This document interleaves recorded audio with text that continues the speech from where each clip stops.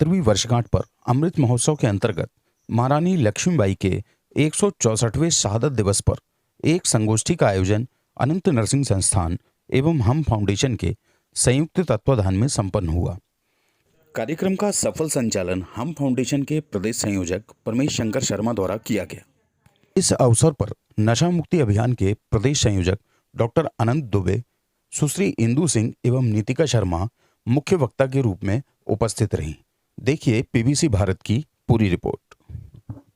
आज क्या कुछ कार्यक्रम यहाँ पर हम फाउंडेशन की तरफ से आयोजित किया जा रहा है, इसके बारे में हमारे व्यूअर्स को बताइए। हमने यहाँ पर आज महारानी लक्ष्मीबाई का बलिदान दिवस का कार्यक्रम रखा है।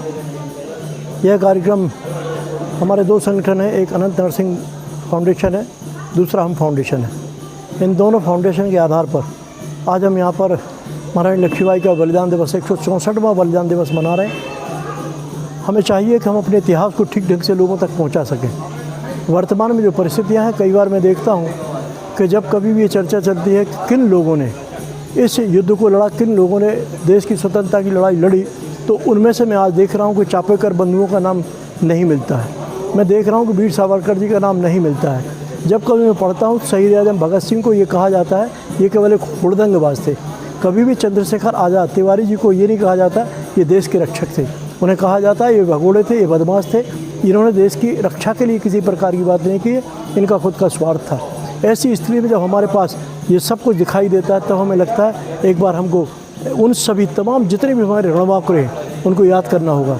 यह तारीख 18 जून 1858 इतिहास की दृष्टि से बहुत सी बातों में महत्वपूर्ण है। इनमें सबसे महत्वपूर्ण बात अगर कोई है तो वो ये है कि 18 जून 1558 को भी इस देश में बहुत बड़ी क्रांति हुई थी, और वह क्रांति थी जिसमें हमारे देश के the great king, the great leader माननीय महाराणा प्रताप ने संघर्ष शुरू किया था। और यह लोगों ने गलत इतिहास प्रस्तुत किया है कि महाराणा प्रताप हार गए थे। महाराणा प्रताप वह युद्ध जीते थे, अकबर उस युद्ध को हारा था। इसीलिए हमें चाहिए कि हम हिंदुस्तान के जितने भी पुराने इतिहास हैं उसको ठीक ढंग से खंगाल कर और ऐसे कार्यक्रमों का आयोजन करते रहें। इस देश में कितनी भी वीरांगनाएँ हैं जिनके हम उदाहरण प्रस्तुत किए कर सकते हैं। महारानी लक्ष्मीबाई एक नाम है, अवंतीबाई लोधी एक नाम है, दुर्गावती एक नाम है।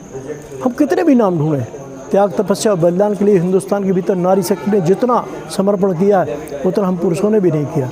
यह देश, ये धरती भारत माता इसलिए है क्योंकि यहाँ पर हम धरती पर मातृ पूजा के रूप में नारी को सर्वश्रेष्ठ मानते हैं। और इसी कारण से आज हम यहाँ पर ये नवाचार करते हुए पहली बार नरसिंहपुर ज़िले की धरती पर महारानी लक्ष्मीबाई का यह बलिदान दिवस मना रहे हैं। और ये बलिदान दिवस मनाते हुए हम आपसे बताना चाहते हैं कि हम प्रतिवर्ष इस कार्यक्रम को करते रहेंगे। यह शुरुआत थी, आने वाले वर्षों में हम 2 कार्यक्रम, एक शहीद आजम भगत सिंह का उनके ऊपर व्याख्यानमाला का, और दूसरा महारानी लक्ष्मीबाई का बलिदान दिवस, इसको याद करते हुए इन 2 कार्यक्रमों को नित्य नए रूप से हम लेकर लोगों के बीच में आएंगे। और सभी से अपेक्षा करते हैं कि आप सभी इसमें जुड़ें। हमने आज पहली बार ये अनंत नरसिंह संस्थान एवं हम फाउंडेशन के द्वारा आयोजित किया है। आने वाले समय में हम नरसिंहपुर के और भी जितने ऐसे संगठन जो काम करते हैं उनको इसमें जोड़ेंगे और इस कार्यक्रम को और भव्यता प्रदान करेंगे, ऐसा हमारा विशेष अनुरोध है। हम फाउंडेशन के जरिए आप बहुत से समाज सेवा के काम कर रहे हैं, और संगठन के विषय में भी बताइए, और आगे क्या क्या योजनाएं हैं काम करने की उनके विषय में। हमारा साहचर्य, सहभाग, ऐसे बहुत सी योजनाएं हैं जिनके आधार पर हम काम करते हैं। हमारा सबसे पहला एक कार्यक्रम है कि हम नशा मुक्त हिंदुस्तान देखना चाहते हैं। ये देश अगर नशे से भरा रहा तो आने वाले समय में देश फिर से गुलामी की ओर चला जाएगा। हमें चाहिए कि हम युवाओं को नशे से मुक्त रखें, और इस कार्यक्रम में हम फाउंडेशन के द्वारा हम नशे से मुक्ति के लिए पूरे देश में काम करते हैं। मैं मध्य प्रदेश में नशा मुक्ति आंदोलन के लिए इस संगठन का प्रमुख व्यक्ति हूँ। हम चाहते हैं कि धरती हरी भरी रहे, हम चाहते हैं कि वृक्षारोपण का काम चले, लेकिन उससे भी और नीचे हम चाहते हैं हम बीजारोपण का कार्यक्रम चलाएं, क्योंकि वृक्षारोपण में कहीं ना कहीं घाल-मेल होता है और वृक्षारोपण करते समय कुछ ना कुछ भ्रष्टाचार भी हो जाते हैं। हम भ्रष्टाचार से मुक्ति चाहते हैं। हमें चाहिए कि हम आम के आम गुठलियों के दाम, इस व्यवहार को भी प्रफुल्लित करें।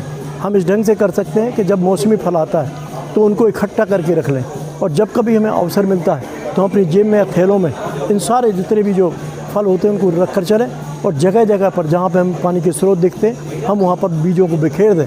अगर 100 बीज बिखेरने पर दो भी अगर पौधे बनते हैं तो वो सर्वाइव करने वाले पौधे होते हैं जो कभी मरेंगे नहीं और वो हमें छाया देंगे। अव्वल तो ये हमें जंगल काटना बंद करना चाहिए, अपने आप जंगल उगेगा। अव्वल तो ये हमें नदियाँ साफ़ नहीं करना चाहिए, हमें नदी गंदी ना करें, ये प्रयास करना चाहिए। और अव्वल तो ये हम नशे के मुक्ति के लिए कार्यक्रम चलाते हैं, बजाय उसके हमारे देश को राम और कृष्ण के उदाहरण लेते हुए आगे बढ़ना चाहिए। और नशे से मुक्त ये समाज के वो प्रणेता जिन्हें हम अवतार के रूप में जानते हैं, उनके अवतरण को हम समझते हुए और ये महसूस करें कि उन्होंने ऐसे दो नशेबाजों को दुनिया में समाप्त किया जिनके पास अकूत संपत्ति थी। शायद रावण के पास जो संपत्ति थी उतनी राम के पास नहीं थी, जितनी कंस के पास थी उतनी कृष्ण के पास भी नहीं थी। दोनों के राशियों के नाम एक हैं, लेकिन हमारा राम भावनाओं से भरा है, हमारा कृष्ण भावनाओं से भरा है। एक तरफ रावण है जो वासनाओं से भरा है और एक तरफ कंस है जो कामनाओं से भरा है। जो कामनाओं और वासनाओं से भरते हैं वे हमेशा देश के लिए घातक होते हैं। हम भावनाओं से भरे हुए नई पीढ़ी को पैदा करना चाहते हैं, ऐसे युवाओं को जन्म देना चाहते हैं जो नशे से मुक्त होकर भारत माता की पूजा कर सकें। ऐसा हमारा हम फाउंडेशन की तरफ से एक आयोजन यह भी चलता रहता है। अगर तारे मुझे मिल जाए, तेरी वीणा का अगर तारे मुझे मिल जाए, और उस तारे में झनकार अगर मिल जाए, और उस तार में झनकार अगर मिल जाए, ये तो सुनी ये तो नदियाँ है समंदर भी पार कर लूंगी। ये तो देखते हैं कि यही वजह है कि महारानी लक्ष्मीबाई हमारे समाज में सदैव प्रासंगिक है। आज भी हम कहीं पर कोई लड़की यदि बहुत तेज तर्रार साहसी होती है तो उसको क्या बोलते हैं, महारानी लक्ष्मीबाई, क्योंकि वो एक प्रतीक बन चुकी हैं। जब सुभद्रा कुमारी चौहान जी ने कविता लिखी तो सारे विशेषण कम हो गए, उनको कोई विशेषण ही नहीं लगा जिससे वो संबोधित कर सके अपनी महारानी लक्ष्मीबाई को, तो उन्होंने एक नया विशेषण कर दिया, मर्दानी।